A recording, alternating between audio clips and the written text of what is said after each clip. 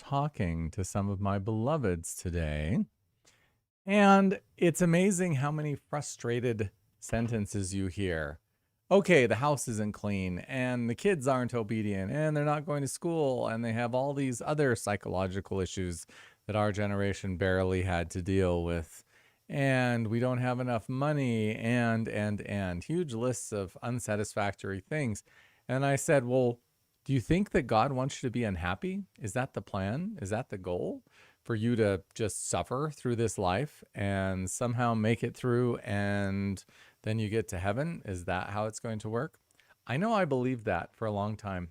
I believed that for probably a decade, that I had to suffer enough and sacrifice enough and give myself away.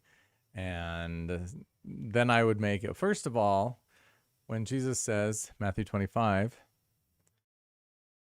inasmuch as you have done this unto the least of these, my brethren, you have done it unto me. Who is his brother in that example?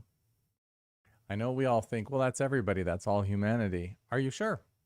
Are you sure?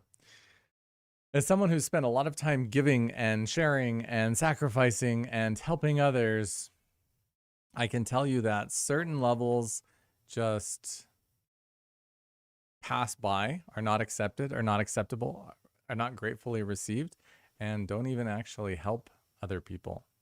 While other people, you put in effort and time and you get something back from it, or you actually help them, and that feels good, right? Nothing feels worse than helping someone and having them not grateful or responsive. And nothing feels better than to actually help someone and it arrives and actually helps them grow. So, what is it that we decide? How do we determine whether we should help someone? How do we determine whether this is the place to give or whether this is actually going to help them? What are we actually looking for when we do give, when we do contribute, when we do serve? What's your definition of love? Scott Peck's definition of love is very close to a commitment to the spiritual growth of another person. And that's my definition too. Yes, all the other needs need to be met: food, clothing, shelter, all this. But actually, the definition of love is a commitment to the spiritual growth or the growth of another human being. And so when you put in that energy and you find it is used for spiritual growth, then you feel good. Unlike, and I should tell this story on my website, the woman who came to me, her father running the group for A Course in Miracles, and he takes the money that's given to him by the group and kicks the people out of the group and goes gambling every weekend and upgrades all of his stuff in his house. And you're like, well, is this actually what the meaning is to devote so much money to? We find out the Mormon Church has $100 billion sitting there.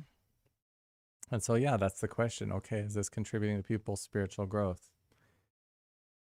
Ford said, it's good we don't understand money and credit, because if we did, there'd be a revolution before morning. And even now, where we're sitting there at the end of days and everything's breaking down and society is questionably on its last legs, and now still people are not upset. Why? Because they still have the basics so far, even though it's being shut down. I listened to a recording this morning, changing the subject, where he says, well, actually, our system, which was broken in the first place, is now absolutely broken. We can't drive interest rates below zero. What do we do now?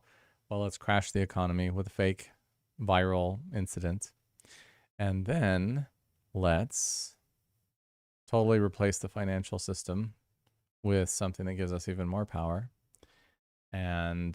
But he said, but this is our opportunity as well. This is our opportunity to do things differently. I know a lot of people that are gathering precious metals. I know people are gathering their skills, their communities, water, whatever, putting in chickens instead of yard, putting in gardens instead of grass. And that's good to see. Going back to the basics, going back to our primal selves. It feels like we're so far from ourselves because we've been trained to be a specific way. And it's just pure suffering, right? What does that get us? Where are we at? Because we've been trained to be a specific way. Back to my friends and their stories. Yeah, if you're just going to suffer in this life, what's the point? Really, what's the point? We're supposed to be happy. We're supposed to enjoy it, right? Please try to do that.